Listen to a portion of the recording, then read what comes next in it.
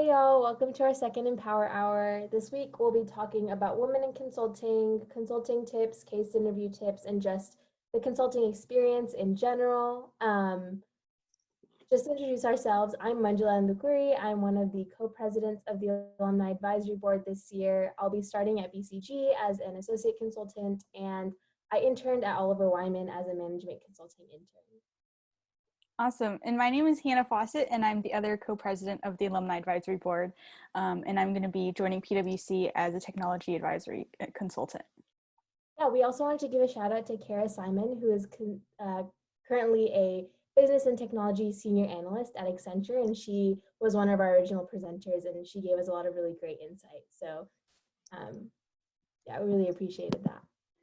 Cool. So this is a pre-recorded Empower Hour, but originally when we did this Empower Hour, we had some poll questions and we wanted to keep them in because we thought that there were some cool conversations that sort of spurred from it. And so one of the first poll questions that we did was, what do you think consulting is? And some of our favorite responses that we got from students were problem solving, just solving complex problems in general, and also helping companies. And I really think that these are some great answers because so much of consulting is in fact just problem solving, working with different people, with different companies, and trying to just help businesses become more effective and more efficient in what they do. So yeah, great first question to sort of start off the discussion.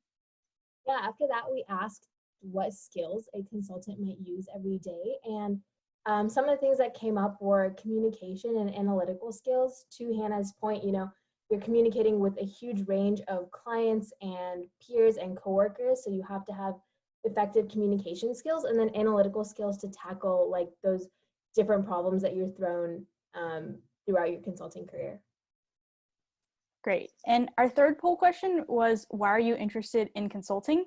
And we really loved like the variety of answers that we were able to see through this question, but some of our favorite ones were just career growth and the variety of industries. And I think that really speaks to some of the best like benefits of consulting. Like so much of the time when you speak with recruiters, that's stuff that they'll bring up is just like, there's so much opportunity with whatever company that you go work with, and especially within the consulting space. And there's also just an opportunity to like constantly be learning. There's so many different industries that you can touch and so many different like types of problems that you can help solve. And so, yeah, I think those are some of the cool benefits and just things to be thinking about when entering into the consulting space. But with that being said, we can sort of transition into our first formal question that we had for the night. And so I can go ahead and read them out. So what does the consulting recruiting process look like? Yeah, so I can definitely speak to that. The consulting recruiting process does start earlier than I think some people would expect.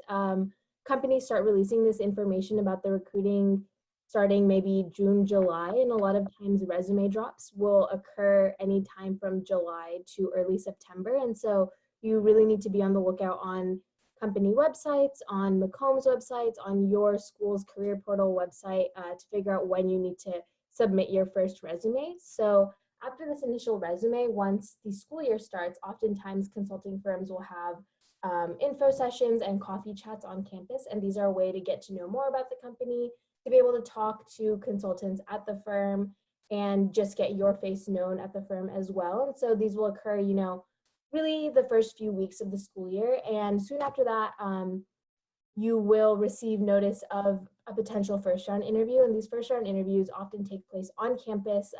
You're usually interviewed by senior consultants, principals, people at kind of the mid-level management. And you'll do a case interview and you will do a behavioral interview, and it's pretty straightforward.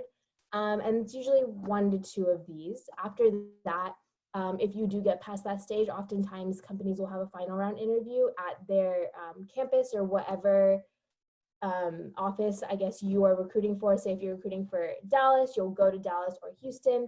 Now that it's virtual, everyone gets to interview from the comfort of their own home, but oftentimes these interviews will be with partners or people at more senior management levels, and they're kind of the same as the first round. You're going to do a case interview, you'll do a behavioral, and that's really what the consulting recruiting process looks like. I think both parts of recruiting are pretty important. Actually, all three, networking, getting to know the company, working on your behavioral, being able to present yourself well, and then being comfortable with cases. Great. The next question is, what made you decide to pursue a career in consulting? And I can sort of speak to this one. Yeah, so like coming into college and just like as I was going through the recruiting process for internships, I honestly like didn't expect myself to end up in the recruiting space of like consulting. Like I didn't think that consulting was going to be like where I would end up. But yeah, it just so happened that I got to talking with some companies and some people reached out for coffee chats. And yeah, I just like everyone that I talked to from like the consulting world was just like so easy and like real to like, and just so genuine whenever I had conversations with them. And so I think that's what drew me in initially, but what really like kept me in the consulting space was just I felt like whenever I was doing work, whether that was like client-based work or even just like internal work with like colleagues for just like internal stuff within the company, I always felt like I was constantly learning something, and that really like excited me. I think that not to say that like other careers you can't learn things, like I think you'll always be learning wherever you're placed, but I think that like consulting is one space in particular where you're always like challenged to learn new things and be around people who are also really driven to just learn new things and solve problems as well. And so because of that, I think that it was just a really exciting and fun space to start off my career in. And yeah, so I think that's what sort of brought me into consulting. All right, next question. How can you get involved with consulting as a non-business major?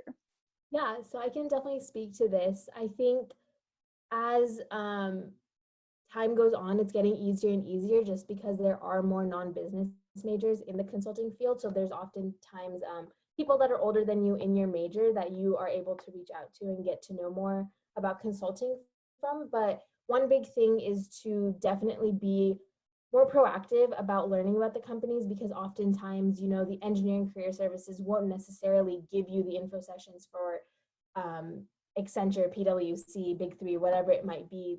You will need to go and find out about those yourself. But past that, I think something that's really helpful about learning more about consulting, as well as being more involved in the consulting side of things on campus, is participating in case competitions. This doesn't necessarily have to be only at Macombs. A lot of schools do host their own case competitions, and these introduce you not only to consultants that are judges, but also to the consulting thought process. Additionally, being involved in consulting orgs on campus.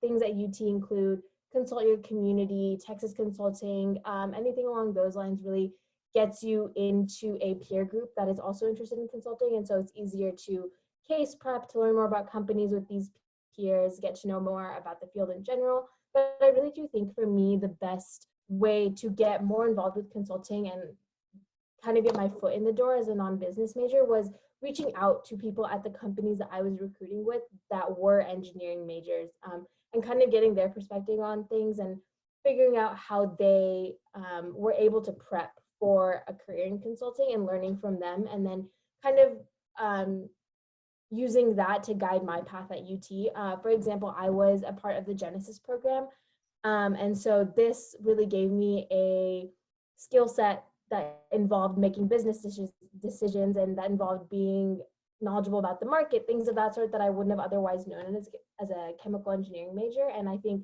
that's what really helped me get more involved with consulting in general. So I think even if you're not a business major, finding things on campus that might help you gain that skill set is one of the most important things you can do.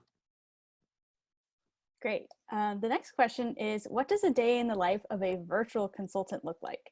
And I can go ahead and answer this one. And I think that one of the first and most important things that I should emphasize is that like as a consultant, like things are changing all the time. And I feel like there is no like single day that looks exactly the same.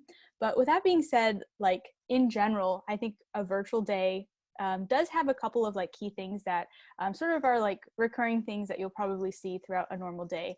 But one of the things that like my team likes to do is at the beginning of the day, we'll just sort of have like a team meeting where it will sometimes be like daily, sometimes it'll be like once a week, where just like as a whole team we come together and sort of just like have a touch point and just sort of share about like where we are as a team and like how we're doing in terms of just various deliverables that we might have for the week. And so this is like a great opportunity for us to sort of like get to know the team better, because I think team dynamic is something that's really important in the consulting space, because just so much of like what you do is just based on being able to like solve problems with other people who are also on the same engagement as you.